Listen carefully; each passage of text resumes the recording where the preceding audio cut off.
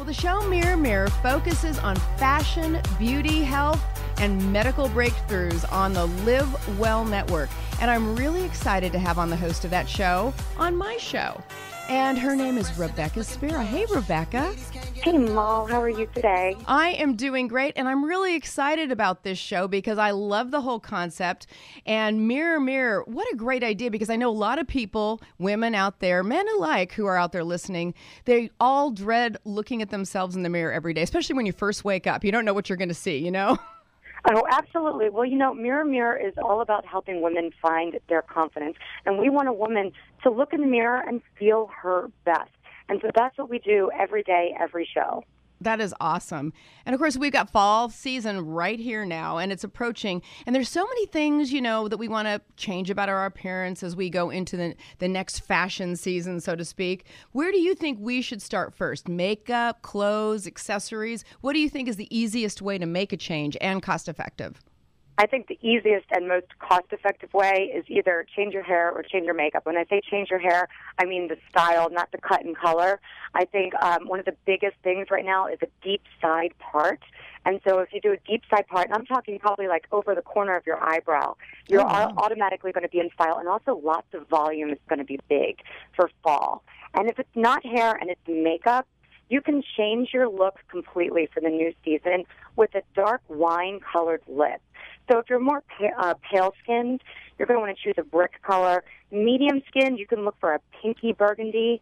And then if you're darker-skinned, you can do more of an oxblood, like that really deep color, and you're going to look fantastic and fall fashion beauty ready. Wow. From there, we've got to talk fashion, right? Oh, I know. And there's so much going on with fashion I this love year. fashion. Oh, girl, so do I. And actually, the trend this year is my favorite. I'm very excited about rocker chic.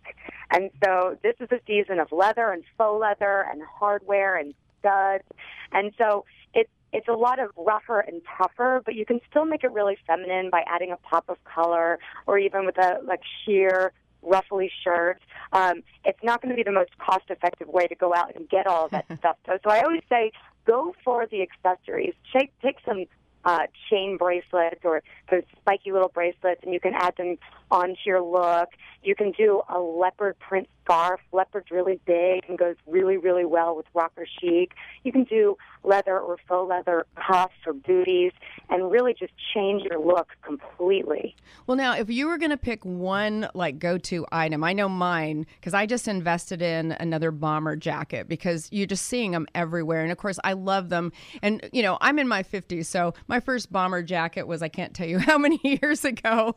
And I love the fact that fashion comes back around. But it's such a great look. And I know Ken Downing at Neiman Marcus was telling me, he said, oh my gosh, put the biker jacket on with a floral dress, with a long gown, with a pair of jeans. And so what is your go-to accessory if you were going to invest in one piece? Moll, you read my mind. I am all great about minds, the great minds. motorcycle jacket. I think you could this is the season to buy a motorcycle jacket. And if you already have one, pull it out of the closet. You can dress it up. You can dress it down. It goes with everything these days. And it's so funny you say that because I was at Neiman Marcus and I saw a motorcycle dress with an evening gown, and it looked fabulous. Doesn't it? Oh, I know. It's fabulous. And the good thing is there are so many different price points, and you don't have to get leather. You could get denim. You can get other fabrics. You can get faux leather and really find something that's more cost-effective. Well, and I was out shopping the other day and went by the store Vince in Dallas at the Highland Park Village. They just opened a store there, and I could not believe how affordable some of their jackets were. Oh, yeah, absolutely. And then, I feel like you can't talk about fashion without talking about shoes, Moll. Oh, well. And I'm sure you kind of have an idea if you've been in the stores recently. The pointy toe is back. I know. My poor toes. And here's my tip, and you tell me what you think about this. I have to go a half a size up. Oh, yeah. Well, I don't necessarily have to go a half a size up, but I have to go a half an inch down in the heel. Oh, well, there you go. I get away with it. Well, I bought one of those crazy pairs of Louboutins with the spikes and the whole thing and the pointed toes, and I did go up half a size and put a little pad in it, and it makes a huge difference.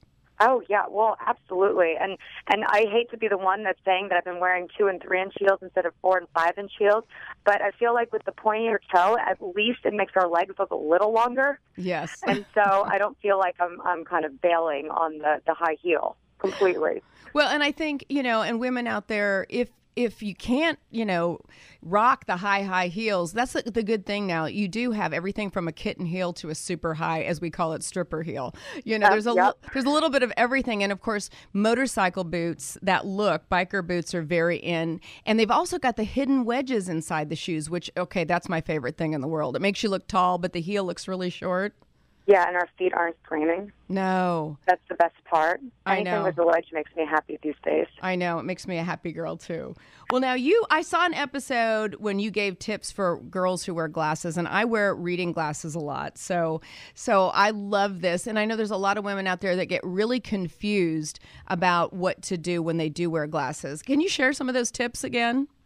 Yeah, this came up because, one, a lot of viewers were writing in asking for these tips. And then, two, I wear glasses, too, and I always feel like I don't look my best when I'm wearing glasses. And I think a lot of women feel that way. And so one of the biggest tips is to define your brow. And this goes for any shade of glasses. If they're clear, if they're a dark frame, if they're metal frame, you really want to define your brow. Make sure they're filled in. Make sure they look nice and sharp. That doesn't mean darker than what you would normally do, but just make sure that they're bolder than the norm. Next, if you're wearing a dark frame or metal frame, not necessarily clear frame, you really want to make sure that you are not putting anything on your under eye. And that's the biggest mistake I think a lot of women make. Okay, now they do their eye makeup the same. So, Rebecca, let me ask you this. When you say under eye, you're not talking concealer. Are you talking the lower lid? I'm talking the lower lid. Okay, cool. Yeah.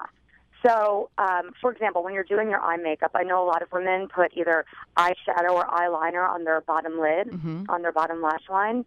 And if you're wearing glasses with a dark or a metal frame, you want to avoid putting the dark color on your bottom lash line, because what it's going to do is it's going to get dark, and your glasses are going to cast a shadow on that area. And when it casts a shadow on that area, it's going to make you look tired, and it's going to make you look a little darker than you want to look. We don't want that. Heck no. Who wants to look? I mean, think about it. If you look tired, you're probably going to look a little older, too, and nobody wants to look tired and old. So don't put anything on your under eyes. If anything, just put a little bit of mascara on your lash line. And then the same goes with concealer and highlighter. You really need to make sure that you highlight the under eye. Now, when you're putting on glasses and you've got your eyes complete, when you get to your cheeks, don't go crazy with a ton of blush. You want people to look at you and look up. And if you have a ton of blush, it's going to be competing with the glasses. So keep your cheeks light, but definitely give them a little color. And then I actually really like a dark lip if you keep the eye completely bare with just a little bit of liner. Thank you for saying that, because I'm one of those people that believe that if you're going to do a lot of eye makeup, you need to do lighter lips. So that just falls into that category. I love a simple eye with a red lip. Yeah, and you know what? It looks really beautiful and bold and fun if you're wearing glasses. It really does. Now, if you're doing that dark shadow on the top lid, keep the lip neutral. Yeah, that's my favorite. Hey, if you're just joining me, I am visiting here with Rebecca Spera on the Live Well Network. Her show is Mirror Mirror, and we are talking glasses and lips and fashion. Okay, let me ask you this. What is the most flattering, if you were going to say for any face, what is the most flattering eye frame? Oh, that's a really good question. See, I'm a little partial to a cat eye. Me too. Just a little bit of a cat eye. You know, they're the really extreme ones, and then there are the ones that kind of just go up a little tiny bit in the corners, and I think it lifts your entire face up. I think that's And so I love those frames. No, I agree with that. I totally agree with that. Matter of fact, my sunglasses are cat eye. I love them. Oh, yeah. And they're classic. They're so classic. I mean, if somebody doesn't know what they're doing, that is the most classic all black, sunglass in a cat eye. To me, that just rocks. I completely agree with you. That's what I do, at least for my regular glasses. And then my sunglasses, I have a pair that are a little bit more extreme, but they're fun. Well, let's talk about, you also do medical breakthroughs. on the Live Well Network. What is the latest and greatest medical breakthrough that you've been talking about lately? Well, that is a very good question. We've been doing more of the different lasers that you can do for your skin, anything that's anti-aging. We do the Botox and the fillers, the usual things that women know about. But one of my favorite things we actually did a makeover on a woman just using some fillers, and what a difference it made. It took years off of her look, and she felt 1,000 times better. And the best part about doing anything with fillers is there really isn't a lot of downtime. You have a couple days of swelling, but then you look great for the next 6 months to even 2 years, depending on how long the fillers last for you. Well, and don't you think really something that easy can really affect how that woman feels about herself, her overall opinion of herself? Do you see the change happen immediately? Absolutely, 100%. I feel like I've been with enough women over the past few years of doing Mirror Mirror that you can do a little bit of change. For example, fillers. Maybe it takes 30 minutes. And the difference it's going to make for the next couple of months to couple of years for this woman, and how happy and elated she is when she looks in the mirror, and how grateful she is that she doesn't feel like she looks like she's 60 or 50. She feels like she looks like she's 40 again. And there's nothing wrong with looking or feeling like you're 50 or 60, but if she wanted to look younger and reduce those wrinkles, and now she has, that's all she wanted, and she feels fantastic. That's awesome. Well, I tell you, I think this is a great show, and I am so glad that you came on to share with us so that more people can tune in and check you out. Now, how do they find you? We are on the Live Well Network, and you can go to livewellnetwork.com for listings. We have new episodes of Mirror Mirror on Friday night at 8:30, 7:30 p.m. Central. Well, that's awesome. Girls' Night In. I love it. I love it. Well, I tell you, it's so needed. And, just right before we go, I love to put sayings sometimes if I need to remind myself. I actually will write it on a piece of paper and put it on the mirror in front of me. And I also will take a picture. Like when I was going through a tough time, probably about 15 years ago, I took a picture of myself when I was a little girl and put it up on my mirror, strangely enough. And I looked at that picture every day and reminded myself that I needed to love her and take care of her and nurture her. And it was such a profound thing for me. Just a reminder that I was special and important and that I needed to do that. That is such a great idea, and I love that. I don't have that.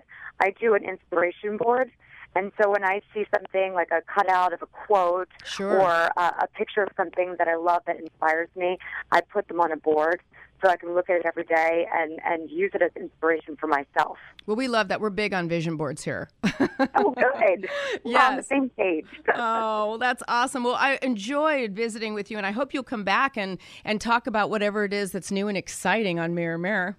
I absolutely would love to, Ma. It was so great chatting with you today. Great chatting with you, too. And you can find Rebecca on the Live Well Network. Thanks for joining me, Rebecca. Thank you, Ma. Take care. Up next, another Live Well Network star. It's Live Well Network Day here on the Moll Anderson Show. Co-host of Knock It Off, Monica Mangin. And I'll be right back.